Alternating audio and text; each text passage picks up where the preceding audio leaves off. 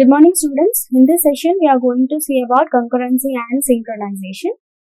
Myself, Dr. Shirisha, Associate Professor, Department of CSE MLR Institute of Technology. So, what is concurrency and synchronization? We have seen about Peterson's solution and what is critical section problem in the previous session.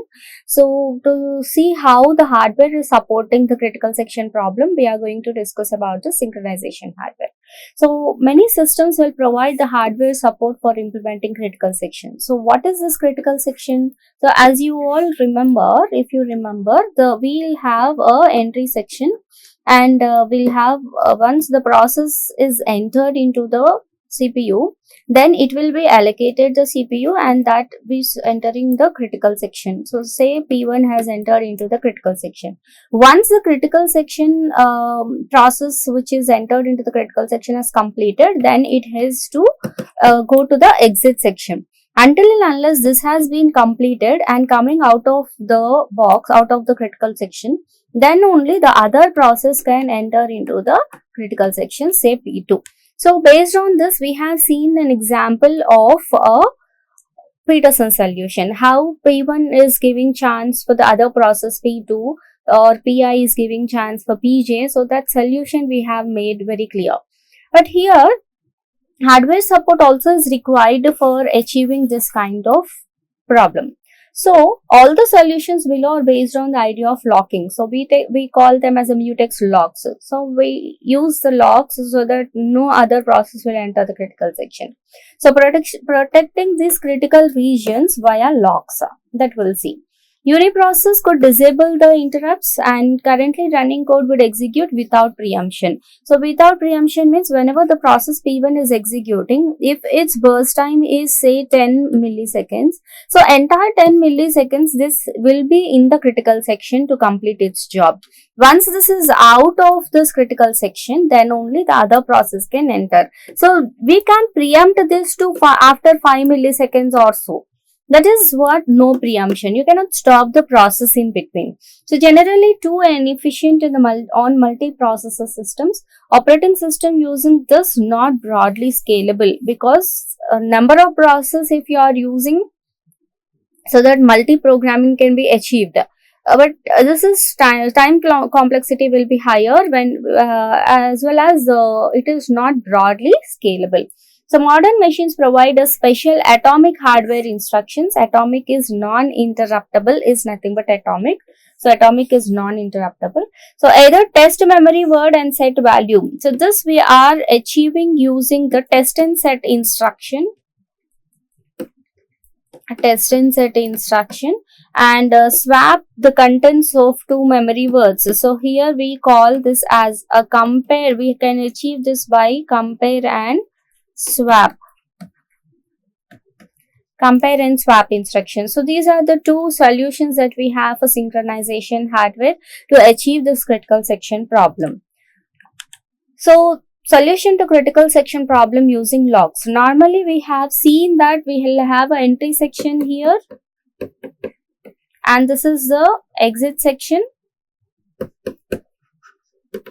And this is a reminder section. So, when you are introducing the locks, what happens is whenever the process is entering into the entry section, so this is acquiring the lock. We are writing a do while of true because it is checking if any process is ready to execute. If any process or processes are ready for execution.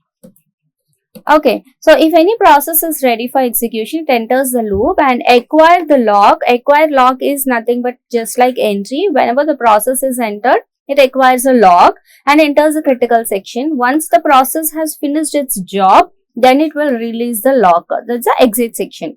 And it will check whether if any process are there in the reminder section, therefore the loop gets repeated. So this is how the critical section will be there. And acquiring lock and release lock, based on these, how the test and set and compare and swap instructions have been executed. Let us see. So this is a test and set instruction. First we'll see the definition of test and set instruction. So these returns the value or type of boolean type. This is a test and set instruction, and you're passing the parameter called target. Okay, target is returning again which is of type boolean. Okay, start target.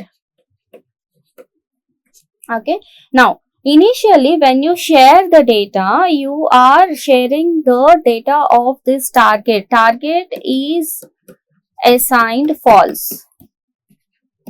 Okay, so start target is pointing to some location, and whereas target value will be false at that location. So test and set is returning a boolean type, and it is also passing the value of boolean type. Now what is the definition of test and set function? So boolean RV is a return value where it is also returning a type a boolean true or false. So RV is assigned with the start target. Start target is where it is just pointing to. Initially we are making that it's a false. So what is RV value? RV is also false. So when RV is false initially, and here you are making again start target as true, but what is RV? RV is false only. So this RV is false, but target is updated to true. Now return RV. So what test and set is returning? Test and set is returning RV, where RV is indicated to false. Now what test and set instruction is returning? False. So test and set instruction is returning what? False, which is of type boolean. Okay, executed atomically, so no interrupts are there, that's executed atomically. Returns the original value of the passed parameter. What is the value that you are passing here? The value that is passed is the start target, which is a pointer to the target, the value within that pointer. So original value of passed parameter is initially it is returning false. Set the new value of passed parameter to true. So what is target here? True. Initially it is false, but after one cycle the target is returning true, therefore RV will return true in the second instruction cycle. Okay, so based on this solution to using this test and set instruction, shared boolean variable log. Okay, shared boolean variable log initialized to false, because as I told you, initially you have to share some data using this test and set instruction, and that data here we are sharing the instruction as a false. Okay, so boolean variable as a false. Now what is the solution? We are having a while condition, while of test and set instruction. So initially what is while is returning? False. So when while is returning false, so while of false. If while of false means what? If while of true, the condition will be completing here, or the condition will be here only. Whenever it is false, the process will enter the critical section. Now here the current process will enter the critical section, and after completion of its job, then lock is becoming false. So now what is lock after one instruction cycle? Lock is false. That means your process currently has executed its job and it is returning false, so that any other process can enter the critical section now. Now what is lock? Lock is false. If you come back, if ampersand lock is false of test and set instruction, ampersand lock it is false, and here the lock is a call by reference that you are passing to the start target. Start target. So lock is returning here start target, right? So this is how your test and set instruction is being passed here, and whenever it is false, it is going back and it is returning going to the critical section and executing the job, and after completion of this job, it is making the lock as a false, and thereby it is giving the cycle to the next instruction cycle. Now whenever this happens, and here for the second instruction cycle, what is the target? False has become true. So whenever target has become true, now what is ampersand lock here? This is true because your target is true. Whenever it is true, what is happening? The test and set instruction cycle will be there in this loop only, because it continuously executes here. Okay, and whenever the condition is true, so initially whenever this is false, whenever the target boolean value is returning the target value, initially it is false. Whenever it is false, it is not entering into the critical section. Whenever it is true, it has to enter the critical section and complete its job. Okay, complete its job. Now, whenever it has completed its job, this true has to become false. Then only the other process can enter the critical section. Now, we are giving the chance for the other process after making a lock is false. Whenever the lock is false, then only it will continue its execution here. So this is what, whenever the shared value has been, lock has been initialized to false, your test and set instruction will help the process to execute in its critical section, thereby after completion of its job, it will make the lock as false, so that it will enter the other process can enter the critical section. And here we have a compare and swap instruction, where compare and swap again is alternative to test and set, as you all have seen in the first slide. So modern machines provide special atomic hardware instructions. So these hardware instructions are, one is test and set and the other one is compare and swap. So what you have to compare here? So let us see the compare and swap instruction. Int compare and swap, you are passing three values here. So int star value, where the pointer is pointing to, and this let us consider it as a old value. Okay, star value where the value is this pointing, and expected value and the new value. Here, if this current value, the old value, is equals to the expected value, then only it will be swapping. It will compare both the values and the swap instruction will execute. So this is how the definition of compare and swap is given. Int, whatever the value is there, we are passing it to temporary variable, and if this old value is equals to your expected value, then your old value is replaced with what? New. So this is how we have been achieving the swap instruction. So for swap instruction to get the new value to be updated, so your star value should be equals to expected value. This is the condition that it has to satisfy. Okay, whenever this condition is satisfied, then only you can complete the swap. So return temp, whatever the old value is there, that it returns. So how this is executing, compare and swap definition is used is, it is executed atomically without any interrupts, and returns the original value of passed parameter value. Original value is the old value that it is there, so returns the original value. But whenever the swapping is done is, whenever this old value is equals to expected, then only the swapping instruction can be updated. So the value, variable value, the value of passed parameter, new value, but only if value is equals to expected. Set the value to the new value, but only if this value is equals to expected value. That is, the swap takes place only under this condition. Only if this condition is equals to true, then only your swap instruction will get executed. So this is a compare and swap instruction. Whereas coming to the shared log, whenever it is initialized to 0. So if you remember, there in the swap test and set instruction, we have initialized the log to false. So here we are initializing to 0. So while compare and swap, initially what is at the log, what is log is 0. So here expected is 0 and new value is equals to 1. If compare and swap, whatever it is returning, if it is not equal to 0, that means condition is true. Whenever the condition is true, do nothing. Okay, whenever your condition is false, then it will enter. Whenever the condition is, say here, initialized to false, right?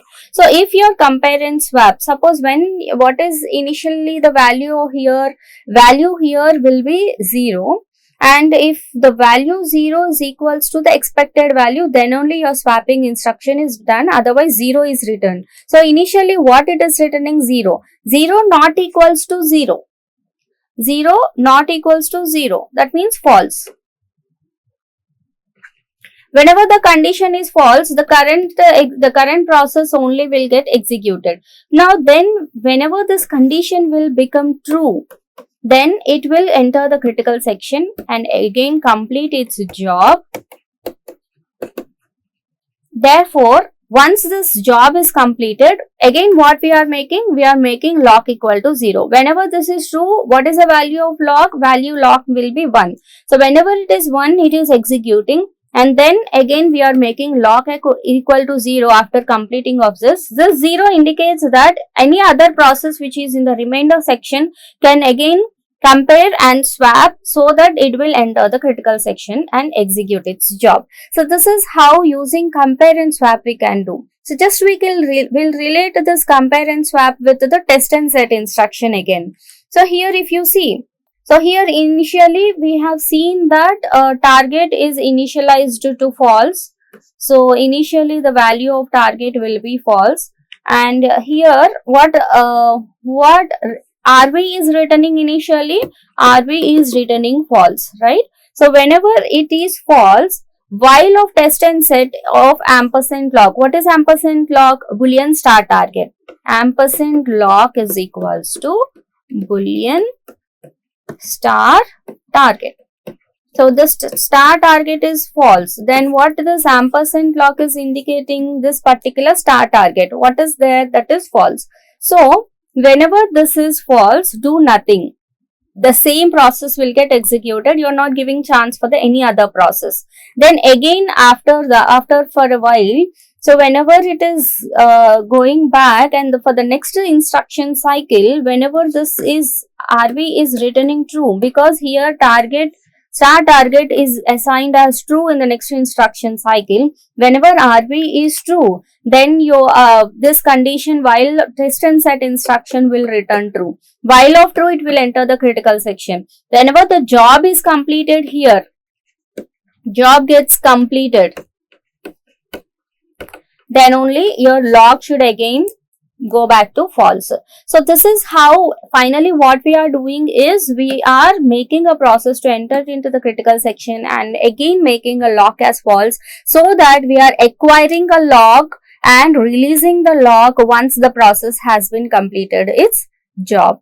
Okay. Similarly, the same is executed with the compare and swap instruction. So whenever this condition is not true, whenever it is false, the loop remains here only. It will not enter the critical section. It will be in the waiting state. Whenever the process has been converted to true, that means while of true, then it will enter into the critical section. So whenever it enters the critical section and completes its job here, then again lock we are initializing to 0. Therefore, again in the next instruction cycle, the process will the next process whichever is there in the remainder section can enter the critical section. This is how synchronization hardware is achieved, so that it will be achieving mutual exclusion. Second one is hold and wait, and third one is progress and bounded wait. So first one is a mutual exclusion, where one process at a time can execute, and the second process is second condition is a progress, and third one is a bounded waiting. Okay, and here whenever if you consider only one process, okay, if the CPU is giving a chance for only P1 process always, then your P2 cannot come into the critical section and complete its job. In such case, mutual exclusion is achieved, but your bounded waiting is not achieved. So the critical section, the characteristics or the conditions for critical section problem will be, it has to simultaneously achieve mutual exclusion, progress and the bounded waiting. So here, if you see here, whenever a process or a CPU is always giving a chance for P0 process continuously, and after particular time again, if P0 is again requesting the CPU, again it is giving the second chance, again P0 for the third chance, but P1 is always waiting, then in such condition your bounded waiting will get fail. So here is a code which introduces the set of instructions where we can achieve the bounded waiting. Bounded waiting is something like a limit, how many times you are giving a process a chance for the execution, so that we are limiting to some number, so that after some particular time, after some bound, so the other process can enter the critical section. So this is how we can achieve bounded waiting using this code. So let us see how a bounded waiting is achieved. So waiting of true, so here if you see, this is the entry section, and here we have is a critical section, and this part is nothing but the exit section. This part is nothing but the exit section. Now initially if there are some process to execute, so do while of true, so then initially there are some process for execution, and waiting of I equals to true. So initially say waiting of 0, let it be true, and key is also given as true. So here we have introduced a new variable called key. For every lock, whenever without bounding or without the limit, if the same process is being executing and the lock is given, you need a key to come out of that lock. So for that we have introduced a key with a true, and here we have a condition of while waiting of I. What is waiting of I? True. And what is key? Key is also true. So whenever this condition true and logical and is, the output for this will be true. So while of true, whenever the while of true is there, it will come to this instruction and it will execute. So what is key here? Now key is equals to test and set of ampersand log. Test and set of ampersand log. So initially log is false. Initially test and set instruction will return false. Now what is key? Key has been given as false. Okay. Now waiting of I is equals to false.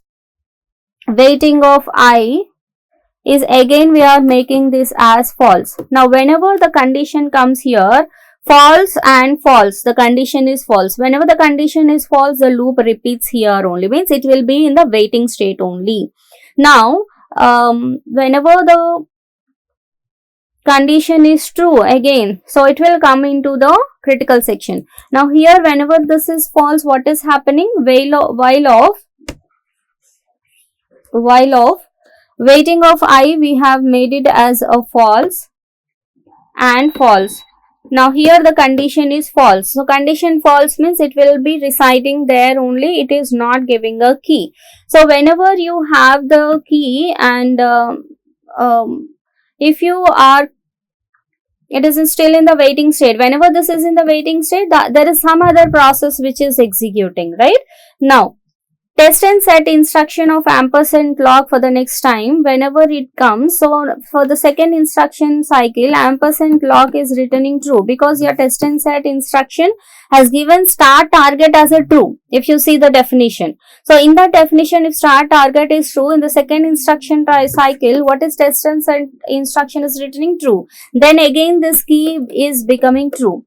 Now whenever the key is true, again you come here, okay, key is true, so it enters into the critical section. Now whenever the test and set instruction is executing and it is true, it will come into this and it will enter into the critical section and complete its job. So this is the entry section of how the process will enter the critical section. Now once the process will enter the critical section, it should come out of the exit section. So what is exit section? Now j is equals to I plus 1.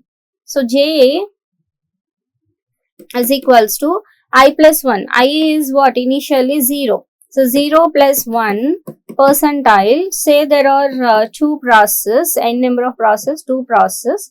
Okay, now what is happening? So 1 percentile 2, right?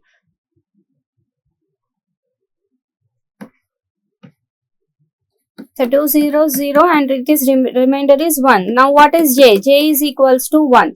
Now what is j here? J is equals to 1. While j is not equals to I, what is j? 1. 1 not equals to 0. Yes, true. This condition is true. And not weighting of j. Weighting of j. J is 1 means is it weighting? So not weighting of j. Weighting of j, weighting of 0 if it is false, weighting of j is true, but not weighting of j means false. Did you understand? Weighting of 0, if it is false, then weighting of I, weighting of j will be true. Right? When weighting of j will be true, not weighting of j will be false. True and false, the condition will false. When the condition is false, it will be in the weighting state. Now, whenever this this is true initially. Now, weighting of I, we have made it as true. So, whenever this is true, what is weighting of j then? Weighting of I true and weighting of j will be false, right? So, whenever the weighting of j is false, not false is true. So, this will become true here. Whenever this is becoming true, true and true, the condition is true. Whenever the condition is true, come inside. Now, j is equals to j plus 1 percentile n. What is j? 1. 1 plus 1, j equals to, it is updating to 1 plus 1 percentile 2. We are talking about we are taking two process. So 1 plus 1 is 2, 2 percentile 2. It is 0. Now whenever this is returning 0 and it is checking the condition, if j is equals to I, what is j? 0. What is I?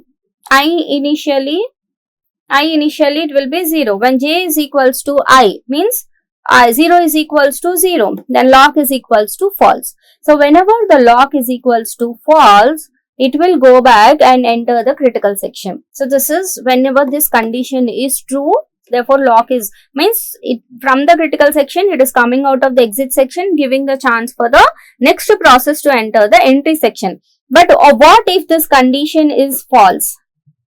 Okay, if this j is not equals to I, then what happens? Weighting of j will become false. Whenever the weighting of j will become false, again it has to go back and it has to complete the job in the critical section and come to the exit section, and the loop repeats like that. So whenever this condition is true, then only your lock will become false and it will check for the process which are there in the reminder section, and whatever the process which are there in the reminder section will go back and execute that process. So if I is executing, j will be waiting. If j is executing, I will be waiting. So this is how we are bounding the process.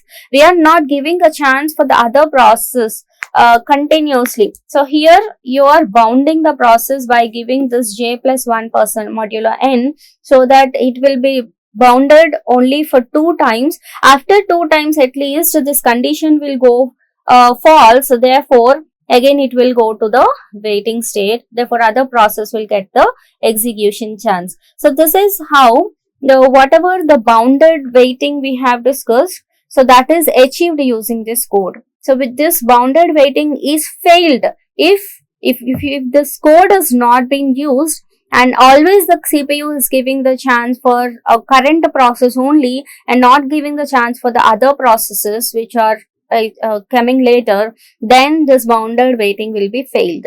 So this is the code or the set of instructions that you have to use for the bounded waiting to be achieved. Similarly, this compare and swap we have discussed already.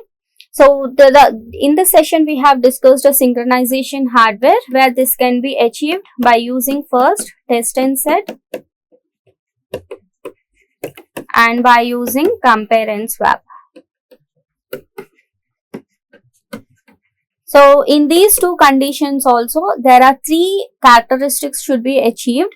So one is mutual exclusion, and second one is progress, and third one will be the bounded waiting. So very important long answer type question. Hope you all understood. Thank you all.